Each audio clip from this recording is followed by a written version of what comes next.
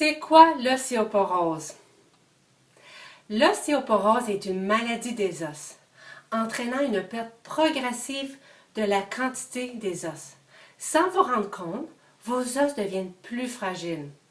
C'est pour ça qu'on l'appelle la voleuse silencieuse.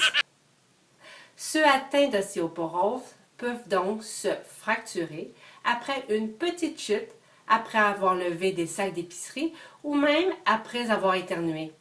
Ce qu'on appelle des fractures de fragilité.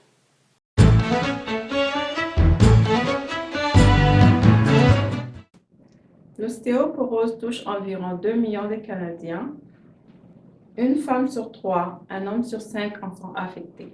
Savez-vous que plus de 80% des fractures chez les personnes âgées de plus de 50 ans sont des fractures de fragilité?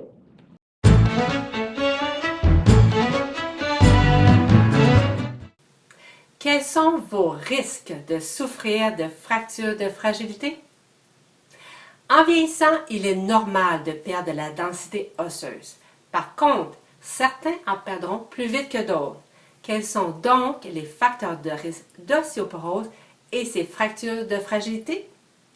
Eh bien, voici quelques facteurs de risque.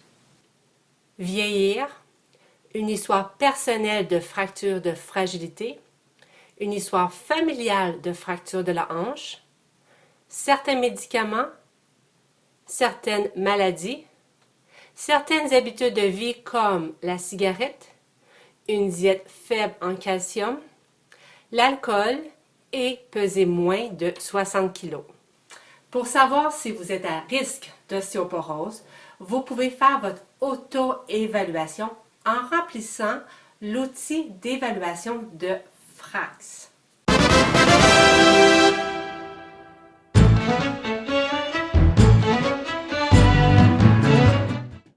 Passer une densitométrie osseuse, c'est bien simple. Une fois allongé sur une table d'examen, un appareil se déplace au-dessus de votre colonne et de vos hanches et mesure la quantité de radiation qui traverse les os. Savez-vous que l'exposition de radiation à laquelle vous serez exposé lors de ce test est la même que celle obtenue lors d'un voyage de Toronto à Vancouver? Et aucune injection n'est nécessaire pour ce test. En combinant ensemble vos facteurs de risque et les résultats de densité osseuse, on calculera la probabilité de développer des fractures de fragilité dans les prochains 10 ans. Si votre risque de fracture de fragilité dans les prochains 10 ans est moins de 10%, on dira qu'il est faible. S'il est entre 10 et 20%, on dira qu'il est modéré. Et s'il est plus de 20%, on dira qu'il est élevé.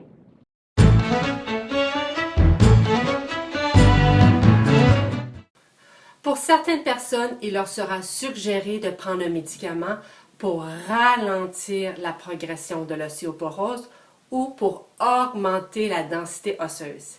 Ces médicaments seront suggérés pour ceux qui ont un risque élevé de fracture de fragilité et pour certaines personnes ayant un risque modéré.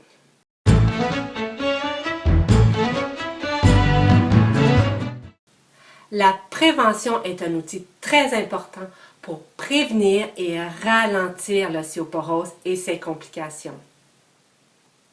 D'abord, le calcium. Les personnes âgées de plus de 50 ans doivent essayer d'avoir un apport alimentaire suffisant en calcium pour atteindre la valeur recommandée de 1200 mg de calcium par jour. Si cette valeur ne peut pas être atteinte par la nourriture, eh bien, un supplément pourrait être recommandé pour compléter ce qui manque. Attention à prendre trop de suppléments. Demandez à votre médecin ou à votre diététicienne combien de calcium vous devriez prendre pour compléter ce qui manque. Ensuite, les protéines. Une diète riche en protéines permet de garder une meilleure masse musculaire et aide à la formation des os. Visez un apport d'environ 25 à 30 grammes de protéines par repas. N'oubliez pas la vitamine D. En vieillissant, la peau fabrique moins de vitamine D. De plus, la crème solaire diminue l'absorption de la vitamine D. Aussi, il est difficile d'obtenir assez de vitamine D par l'alimentation. Il est donc suggéré de tout simplement prendre un supplément de 800 à 2000 unités internationales de vitamine D par jour. Allez, hop, on bouge. L'activité physique modérée à énergétique pendant au moins 2h30 par semaine est recommandée pour préserver les os, renforcer la masse musculaire et prévenir les chutes. Les 4 types d'exercices sont la cardio comme la marche, la musculation, les exercices augmentant l'équilibre et ceux améliorant la posture. Si vous n'êtes pas sûr où commencer, demandez l'opinion d'une physiothérapeute ou d'un spécialiste d'exercice. Tout type de tabac est à éviter, peu importe la quantité. Et finalement, évitez les chutes. Comment? Rendez votre environnement sécuritaire, restez hydraté et faites de l'exercice, surtout ceux travaillant l'équilibre et la musculation.